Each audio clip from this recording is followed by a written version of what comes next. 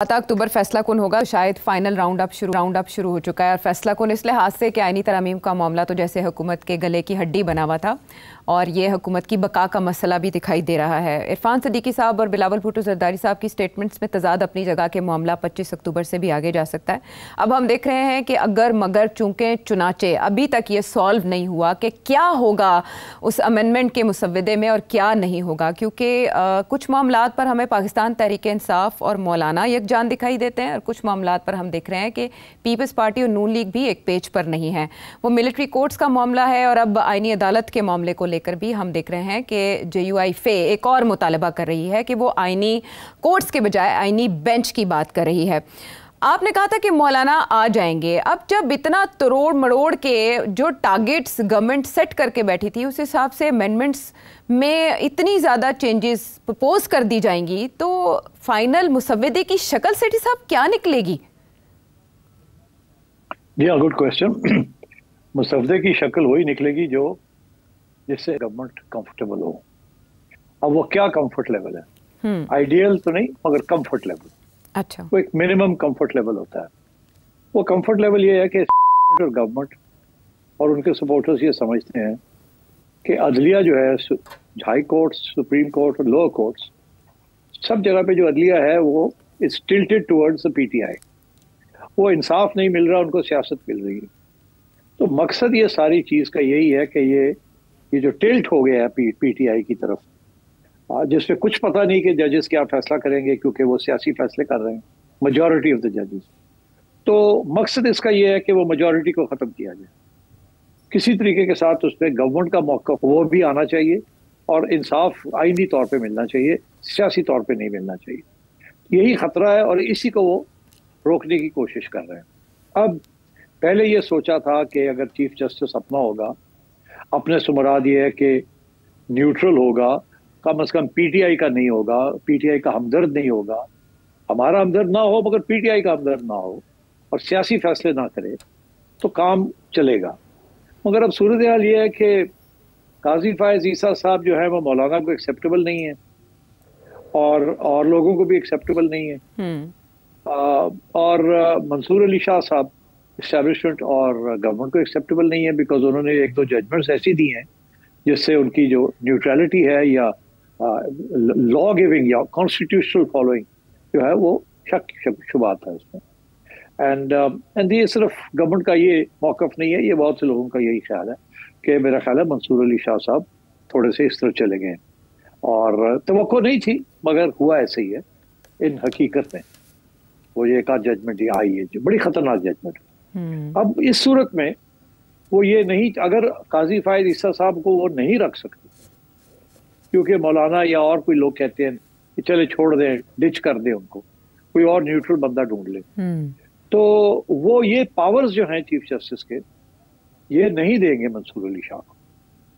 मगर क्योंकि वो मंसूर अली शाह को रोक नहीं सकते from becoming the next chief justice under the existing कानून, तो या तो एग्जिस्टिंग कानून को चेंज किया जाए, वो जो सीनियरिटी प्रिंसिपल है उसको तब्दील किया जाए और वो कॉन्स्टिट्यूशनल अमेंडमेंट के जरिए हो सकता है, बिकॉज 19th अमेंडमेंट में ये हो गया था। अब उसको टर्न बैक करना जो है वो 18th अमेंडमेंट में जाना पड़ेगा जो जिसको चेंज किया था।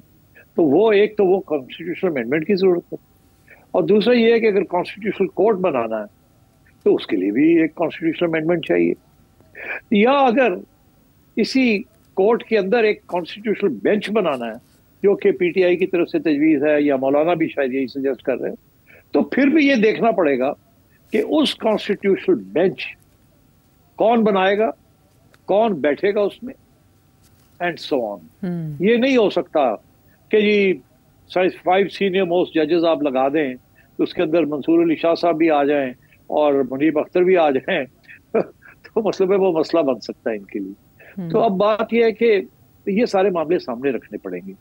जब ये सामने रखेंगे तो they will find a solution, because मौलाना को भी इस बात का एहसास होना चाहिए कि अब ये कॉन्स्टिट्यूशनल कोर्ट जो है वो PTI के हवाले नहीं करना। PTI जजेस मेजॉरिटी में वहां नहीं हो सकता और मैं एक अगर 5 का बेंच बनता है या 7 का बेंच बनता है तो 2 से ज्यादा प्रो PTI जजेस नहीं हो सकते। एक आध प्रो जज हो जाए और एक दो जेन्युइनली न्यूट्रल जजेस हों।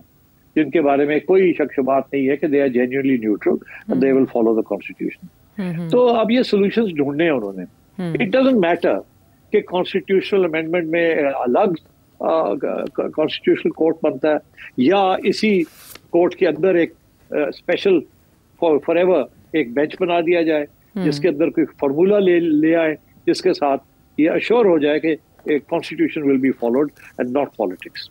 तो ये सारे सवाल हैं जिनके वो टैकल कर रहे हैं इस वक्त, और मेरा ख्याल है सोल्यूशन मिल जाएगी और अमेंडमेंट होनी पड़ेगी, उसके बगैर काम नहीं चलेगा और 25 से पहले ही ये होना पड़ेगा। ठीक है सिट साहब, इसमें आपने भी सजेशन दिया था और कहा था हुकूमत को कि फौरी तौर पर ये इकदाम करने की ज़रूरत है, आपने क्या कहा था वो शामिल करेंगे? इस गवर्नमेंट की तरफ से कोई पेशकदमी नजर नहीं मुझे आ रही, डिप्लोमेटिक जिसे कहते हैं या सियासी।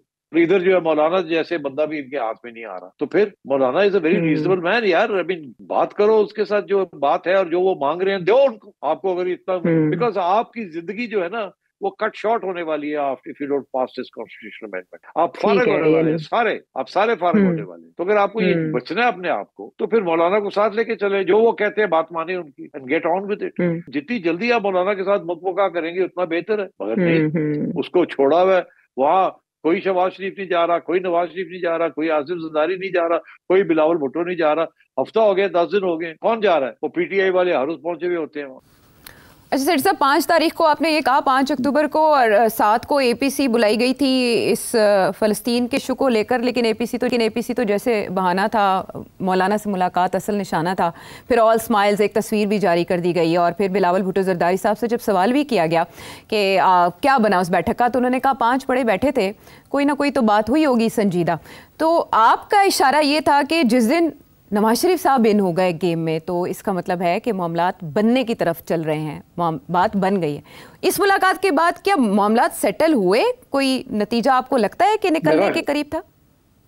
मेरा ख्याल है कि 80% सेटल हो गए और 20% जो है उसके ऊपर थोड़े बहुत लेन देन हो रही है। और फिर ये भी है कि एक गेम भी खेली जा रही है ना, ऐसे ना लगे कि मौलाना को स्टीम रोल कर दिया है, मौलाना को कुछ ब्राइब दे के काम कर लिया है। मौलाना के पास भी तो लोग आ रहे हैं जा रहे हैं, मौलाना भी तो खेल रहे हैं ना गेम।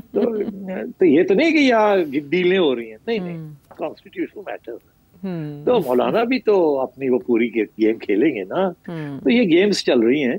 मेरा ख्याल है कि जो बेसिक चीज है वो ये है कि मौलाना इनके साथ जाएंगे, कॉन्स्टिट्यूशनल अमेंडमेंट होगी, और कोशिश इन सब की ये होगी कि कॉन्स्टिट्यूशनल अमेंडमेंट इतनी प्रोवोकेटिव ना हो।